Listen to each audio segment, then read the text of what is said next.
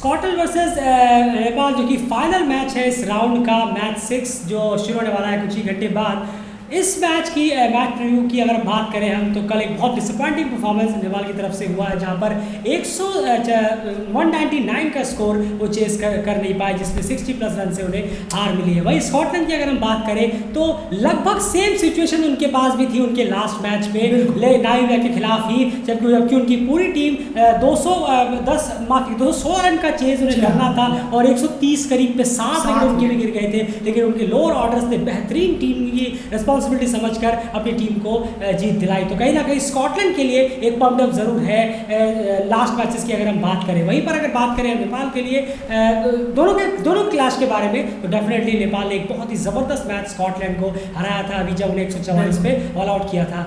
आपको याद होगा जब पहला मैच नामीबिया से नेपाल हारा था, उसके बाद स्कॉटलैंड वाले मैच से पहले हमने यही कहा था कि जो मैच गया सो गया, अब आपको ये इस मैच में करके दिखाना है, कितनी बड़ी टीम है ये नहीं सोचना है, करके दिखाना है, और टीम ने वो करके दिखाया। अभी कल हुआ बहुत डिसअपॉइंटिंग है, उसे ना छुपाइए ना उसे इग्नोर करिए, लेकिन अब उसके चक्कर में आज का जो डे है उसे खराब मत करिए, क्योंकि अगर आपने आज का मैच भी कम से कम जीत लिया तो स्कॉटलैंड में 4 में से 2 जीत बिल्कुल भी बुरी नहीं होगी, वो भी स्कॉटलैंड को हरा के। और आप क्या कहेंगे इस बार? नहीं ज़रूर, और ये बहुत अच्छा होगा और एक पॉइंट्स टेबल के लिए भी बहुत अच्छा होगा, एक इम्पॉर्टेंट टूर टिक हो जाएगा कि यहाँ आकर 2 मैच जीतना, जहाँ पर उम्मीद नहीं थी, एज अ रियलिटी देखा जाए तो बिल्कुल उम्मीद नहीं थी कि सामने जिस तरह की टीम है एक मैच भी जीत जाए तो बहुत बड़ी बात होगी, लेकिन दो मैच जीत जाना अपने आप में बहुत बड़ी बात है और बहुत बड़ा बॉक्स टिक होगा, क्योंकि आने वाले वक्त पर बहुत अच्छा एडवांटेज होगा नेपाल को कि होम में ज़्यादा मैचेस है, उसको भी देखेंगे, लेकिन वो लंबा वक्त है। पर फिलहाल अगर मैच जीत कर ख़त्म किया जाए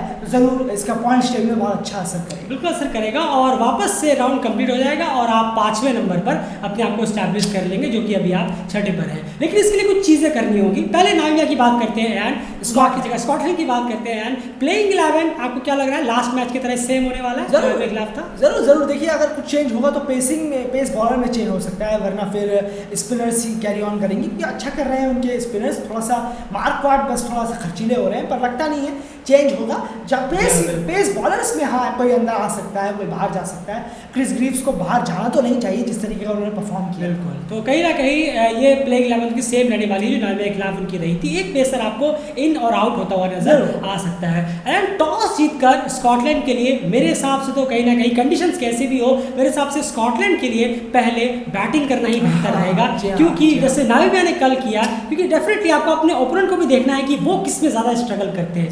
स्कॉटलैंड, क्योंकि स्कॉटलैंड के लिए अगर आप कहें कि हमें 220-30 स्कॉटलैंड को चेस करने हो तो इतना आसान नहीं होगा नेपाल बॉलर्स के साथ। नेपाल की जो बॉलिंग डिपार्टमेंट है उन्होंने अब तक हर दोनों ही टीमों को दोनों बार ऑल आउट किया है और बेहतरीन बॉलिंग रही है, एक को 144 पे, एक को 199 पे। तो कहीं ना कहीं स्कॉटलैंड टॉस जीतकर पहले बैटिंग करके 215-20 अगर वो मिनिमम बोर्ड पे टांग देते हैं तो डेफिनेटली नेपाल यहाँ पर स्ट्रगल करता हुआ नजर आ सकता है। तो टॉस जीतकर स्कॉटलैंड को पहले बैटिंग ही लेनी चाहिए, भले ओवरकास्ट हो या फिर सनी वेदर क्यों ना हो नेपाल के लिए। ज़रूर, और नेपाल के लिए पहले यही होगा कि भाई पहले वो अपना वो भी बैटिंग करें वहाँ पर, क्योंकि वो नहीं चाहेंगे कि हम चेस पे जाएं। जिस तरीके का हाल है, जिस तरीके की बैटिंग चल रही है, अगर चाहें तो 180-190 तक टारगेट को पहुँचाएं कैसे भी करके। स्कॉटलैंड की बैटिंग इतनी अच्छी नहीं है, अप टू द मार्क नहीं है, या फिर ये इसका फ़ायदा आप उठा सकते हैं, या फिर आप मॉइस्चर के साथ जाना चाहते हैं, कंडीशन के साथ जाना चाहते हैं, तो सेम जैसे आपने स्कॉटलैंड तो फिर 150 के आसपास हो। बिल्कुल सही, जितना कम हो, अगर आपको लगता है 100 के अंदर हो तो बिल्कुल होना चाहिए। अगर 60 पे 8 विकेट है फॉर एग्जाम्पल, मान लीजिए 60 रन पर 8 विकेट है, तो वहाँ से भी 100 नहीं होना चाहिए, ऐसा थिंक होनी चाहिए। लेकिन 150 के अंदर तो अंदर होना ही चाहिए। अगर खुदा खासा अगर आपको लगता है कि मौसम इजाज़त दे रहा है कि हाँ चलिए टॉस जीतकर पहले बॉलिंग ले ले, वरना अगर देखा जाए तो टॉस जीतकर पहले आप बैटिंग ले लीजिए और टारगेट थोड़ा सा अगर 180-190 तो उसे डिफेंड करने में ज़रूर आपको थोड़ा सा आसान होगा बजाय आपके चेस करने। जी, आपको दौरान नहीं है, अगर कंप्लीट सनी रहता है टॉस के वक्त भी और आप देख रहे हैं मौसम बहुत सही है तो डेफिनेटली आप पहले बैटिंग के लिए जा सकते हैं। लेकिन जैसे ही कहा यार ने कि अगर ओवरकास्ट कंडीशन से क्लाउडी है, जिनकी उम्मीद भी है, शुरू के फर्स्ट आवर में काफ़ी उम्मीद भी है, तो फिर आप बॉलिंग के साथ ही जाइए और कोशिश करिए कि 200 से नहीं, 200 तो बहुत ज़्यादा हो गए हैं, 150 के आसपास, कम से कम 170 के आसपास आप रेस्ट्रिक्ट करने की कोशिश करिए स्कॉटलैंड को। एंड यहाँ पर एक बात और है, स्कॉटलैंड के बैट्समैन किस तरह से टैकल करें। अगर पहले बॉलिंग नेपाल कराता है ओवरकास्ट कंडीशन में बिल्कुल भी आसान नहीं होगा। करण आज वापसी कर रहे हैं, ऐसा सुनने में आ रहा है। करण सोमपाल हो जाते हैं, आदिल हो जाते हैं, अगर किशोर खेलते हैं तो 4 हो जाएंगे। तो किस तरह से स्कॉटलैंड टैकल करे, क्योंकि पहले मैच में बहुत ही बुरा शुरू हुआ था स्कॉटलैंड। जरूर, और कुछ बैट्समैन एक आध बैट्समैन को जरूर चलना होगा अगर थोड़ा सा अच्छा टारगेट देना है। वहीं अगर ऊपर के नहीं चले तो नीचे के कितने भी चल जाए, पर नेपाल के लगता नहीं है नेपाल की बॉलिंग के सामने वो इतना ज़्यादा बिग स्कोर कर पाएंगे। ज़रूर करेंगे, अच्छा कर सकते हैं, लेकिन जब ऊपर के बैट्समैन इतनी जल्दी चले जाए, 6-7 विकेट अगर गिर जाएंगे 70, 80, 75, 90 पे, हर बार तो ऐसा होगा नहीं, लेकिन फिर भी अगर हो जाता है तो फिर टेलेंटर्स इतना नहीं खींच पाएंगे। तो ज़रूरत है कि जो बैट्समैन हैं ऊपर के वो बिल्कुल उनको चलना होगा। अगर स्कॉटलैंड के कुछ करना है, कुछ स्कोर देना है तो ऊपर के किसी को चलना होगा, वरना फिर बहुत मुश्किल होगी। बिल्कुल, और कहीं ना कहीं सबसे ज़्यादा उन्हें बचने की ज़रूरत है।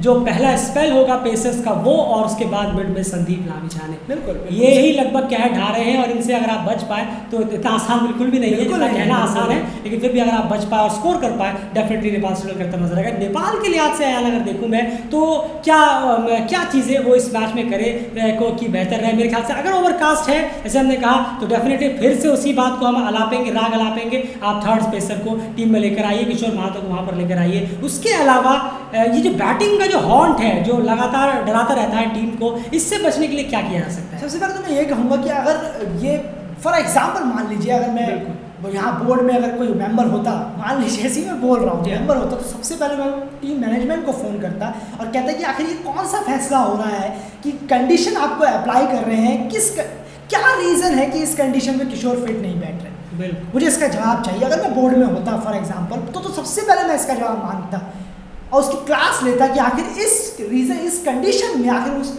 लड़के को मौका क्यों नहीं मिल रहा है। इसका एक जवाब दे दीजिए। क्या पैर टूट गया है या आँख टूट गई है, क्या हो गया है उन्हें तो उनको मौका नहीं मिल रहा। इससे आगे और मेरा कोई सवाल ही नहीं उठता, मुझे कोई इंटरेस्ट ही नहीं है जानने के लिए कि इस टीम में चल क्या रहा है। बहुत गुस्सा अंदर से हो रहा है कि उनको आगे मौका क्यों नहीं मिल रहा। नेपाल फालतू का मैच हार रहा है यहाँ पर, जहाँ उन्हें नहीं हारना चाहिए। बिल्कुल, जहाँ पे उन्हें फालतू का मैच जहाँ पे उन्हें टीम को क्लियर दिख रहा है कि 150 के अंदर आप पैक कर सकते हैं, आप जबरदस्ती उस टीम को 200 तक लेकर क्या फायदा बशीर अहमद और पवन शराब को खिलाने का, जिनको कुछ नहीं है इस पिच पर मदद मिल रही है।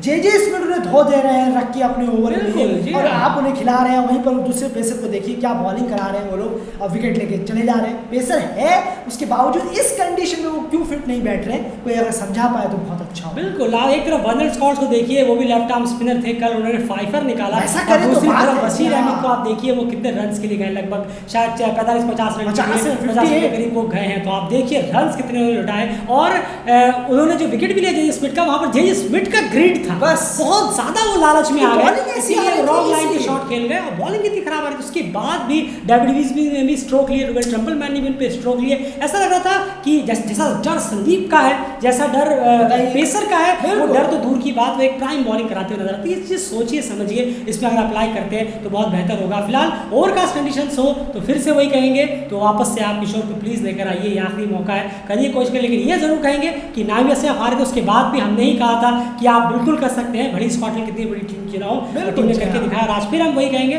कल रात जो हुआ सो हुआ, उसे आप भूलकर अब इस दिन को उसके चक्कर में वेस्ट मत करिए। आज फिर पूरी कलेक्टिव टीम बनकर एक टॉप परफॉर्मेंस निकालिए टीम से और जीत करिए, और इस अच्छे नोट पर इस सीरीज को कंप्लीट करने की कोशिश करिए, ताकि आप पॉइंट्स में कम से कम 4-8 में से 4 पॉइंट्स तो यहाँ से लेकर जाएं। 50 पर आपका जो विनिंग परसेंटेज है वो कुछ बेहतर हो, और आप नामीबिया से इस टूर के एंड में नामीबिया से ऊपर ही अपने आप को रख के आगे के लिए अलविदा हो जाएं इस राउंड से। फिलहाल इस वीडियो में इतना ही। मैच वीडियो पसंद आया वीडियो को लाइक करिए और शेयर करिए, ज़्यादा से ज़्यादा चैनल सब्सक्राइब कर लीजिए।